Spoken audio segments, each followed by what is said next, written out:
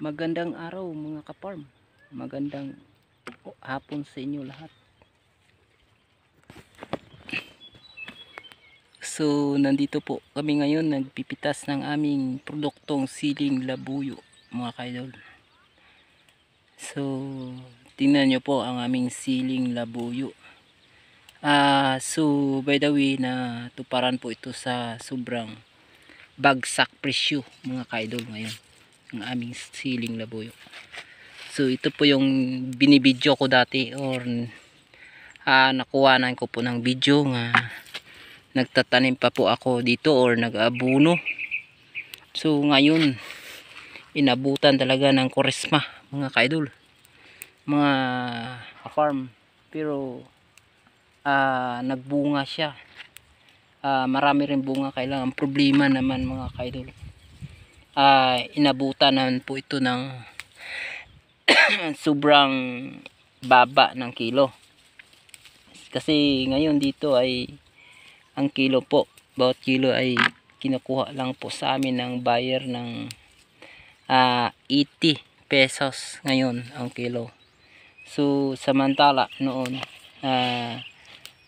kinukuha po dito ng 230 or per month yun mga kaidol, 230 ang kilo. Pero ngayon bagsak na bagsak talaga ang presyo. So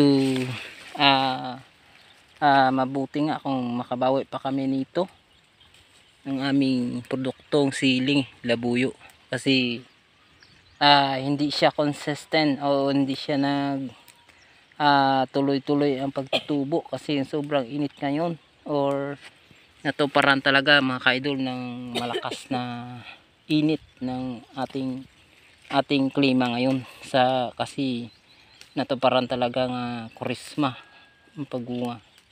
So pag ganyan ang talaga ang nangyari sa ating production or farm, wag tayong magtataka.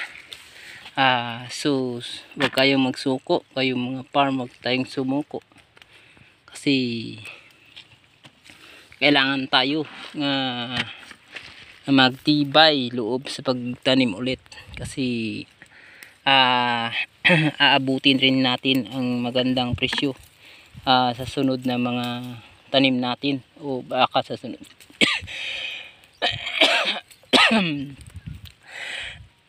mga tanim natin mga kaidol. So ngayon patuloy kami nagpitas ng aming siling labuyo mga kaidol. Tingnan niyo po, maraming hinog na po kasi hindi naubos nung Martes. So balik naman mga Bernes, so balik naman ulit ang buyer ng Martes ngayon. So ang dami ng hinog na hindi nakuha namin mga kaidol. Iyan, makita mo hanggang duno mga idol, dami ng hinog, ganda tingnan, parang nag lipstick or namumumulang bunganga o labi, parang namumulang labi mga kaidol. So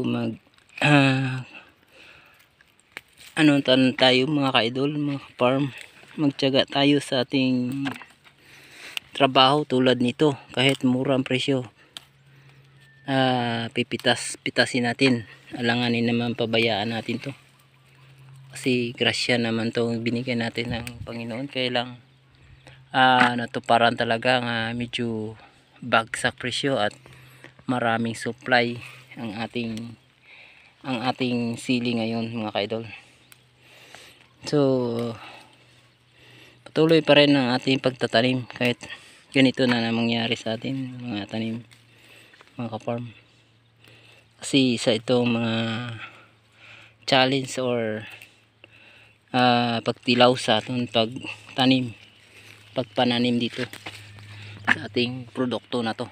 Tingnan nyo po, ang dadami yung bunga, dami sana, kailang bagsak presyo. Pero alam nyo mga ka-farm, ang hirap pala nito pitasin, ang hirap talaga pitasin to, kasi sa isa at saka ang liliit na mga sili, 1 kilo matagal lang ka talaga pagpitas. kailangan talaga tiis at determinasyon mga kaidol. Kailangan tayo magtiyaga. Hindi kayo matiyagain siguro hindi natin to pitasin kasi magsabi ka or ay ang mura pala ng presyo ng mga siling ganito at saka ang liit, ang hirap pitasin, ang tagal talaga makakuha ng 1 kilo. Pero kapag may tiyaga ka mga kaidol, magtiyaga tayo. Huwag tayong lang basta-basta pagmamadalian lang po ang gusto natin. Kailangan talaga magtiyaga tayo. Ayun, lawak pa nito, punta pa doon mga kaidol. Ayun, tinutulungan ako ng aking panganay na bata kasi wala lang pasok ngayon. Sabihan ko siya nga magtulong kapag walang pasok, magtulong sa trabaho ng parent para matustusan ang mga pangailangan ng ating pamilya. Yun, diba mga idol? Okay yun kasi masana yung ang bata kapag walang pasok yung mga bata mga idol, ay wag nyo bahayaan na maglaro-laro lang kasi pag lumaki yan, pag hindi nyo sinasanay sa pagtrabaho mga idol, ay maaari talaga nga hindi yun magtrabaho or maglakwatsa lang yun mga idol. Si ranas ko yung mga bata hindi na disiplina sa pagtrabaho, paglaki sila halos na hindi mautusan ng ating mga parent nila kasi nasana yun mga idol nga hindi nagtrabaho. Maganda talaga ang bata nasanay nga tumulong sa atin, di ba? Maganda talaga kapag masanay sa pagtulong sa atin kasi pag wala lang pasok magtrabaho sila or magtulong sa atin. Tulong-tulong lang mga kaidol, kahit hindi lang masyado perfect na tulong talaga. Hindi, magtulong-tulong lang para mamaster sila sa mga trabaho natin. Limbawa wala tayo, limbawa kung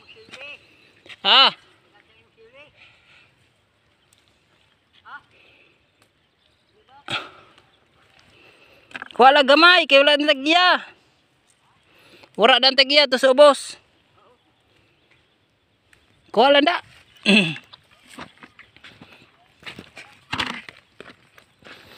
So mga kaidol, maganda naman talaga kahit mura pa ang presyo, pero mayroon naman tayong buti na lang to, mayroon tayong kuwanan ng ating source of income kahit paano, diba? Kung wala tayong tinanim, wala naman tayong makuwanan ng source of income, wala tayong puhunan, wala tayong tiyaga, wala tayong tiyaga, wala tayong makuha dito sa ngayon. So ang ganda naman feelings kapag tayo ay ang ating pananim ay nagbubunga or nakaroon ng produkto or production. Saan ka ba? Ito na po ang ating production ng ating sili mga ka-farm. Ito na po mahigit na po 2 kilo, 1 oras na po sa amin, 2 pitas. So magkaroon talaga na ang bagal pitasin ng sili na to kasi ang sobrang liit mga kaidol. Yun mga kaidol, tingnan nyo, ang bagal talaga kasi ang liit ng mga bunga niya. Tingnan nyo po, ang hirap pa kasi maputol pa yung mga stem niya mga kaidol. Pag yung pinipilit ay maputol talaga ang stem niya. Yun, buti nga natulungan ako ng aking anak ngayon sa pagpitas kasi wala silang pasok ngayon, holiday. ngayon mga kaidol, holiday. Pizza 18 ngayon ng March 18. So may holiday pala ngayon ng schooling natin. So ginagawa ko walang pasok ang bata ko, dinala ko dito sa farm para magtulong sa pagpitas ng aming tinanim na siling labuyo. So kanina nagpitas po kami ng aming kamatis po. So para bukas ay kunti na lang pitasin kasi maraming parte ng aming tanim mga idol. Mayroon kaming ampalaya, upo at saka